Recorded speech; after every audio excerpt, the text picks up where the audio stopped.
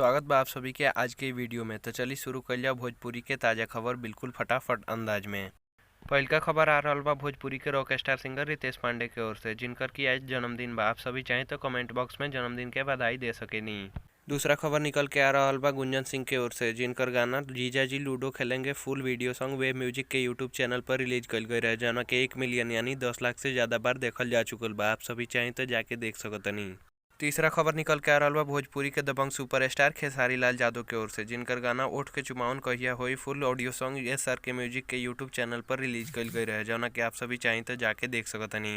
चौथा खबर निकल के आ रहा बा प्रमोद प्रेमी यादव के ओर से, जिनकर गाना गलिया जन काटो ए राजा फुल वीडियो सॉन्ग वेब म्यूजिक के यूट्यूब चैनल पर रिलीज कल गई रहे, जौना कि 2 मिलियन यानी 20 लाख से ज़्यादा बार देखल जा चुकल बा। आप सभी चाहें तो जाके देख सकीले। पांचवा खबर निकल के आ रहा बा भोजपुरी के सुपरहिट गायिका अंतरा सिंह प्रियंका के ओर से, जिनकर गाना थ्रेसर भूसा फेंक रहा है फुल वीडियो सॉन्ग वेब म्यूजिक के यूट्यूब चैनल पर रिलीज कल गई रहे, जौना के 45 मिलियन यानी 4 करोड़ 50 लाख बार से ज़्यादा देखल जा चुकल बा, जौना के आप सभी चाहें तो जाके देख सकीले।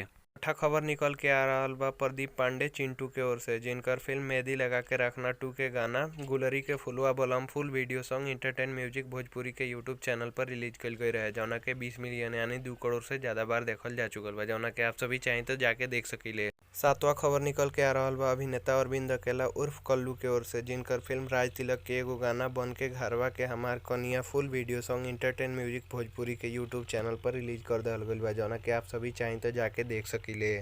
आठवां खबर निकल के आ रहा बा गुंजन सिंह के ओर से, जिनकर गाना मेरा दर्द फुल ऑडियो सॉन्ग आदि शक्ति फिल्म्स के यूट्यूब चैनल पर रिलीज कर दहल गइल बा, जौना के आप सभी चाहें तो जाके सुन सकीले। नौवा और आखिरी खबर निकल के आ रहा बा गोलू गोल्ड के ओर से, जिनकर गाना बर्दाश्त नहीं होला फुल वीडियो सॉन्ग वेब म्यूजिक के यूट्यूब चैनल पर रिलीज कर दहल गइल बा, जौना के आप सभी जाके देख सकतनी। आज के वीडियो में इतना ही। कमेंट बॉक्स में बताई कि आप सभी के आज की ताज़ा खबर कैसन लगा। फिर मिलल जाई अगला वीडियो में, तब तक खातिर प्रणाम।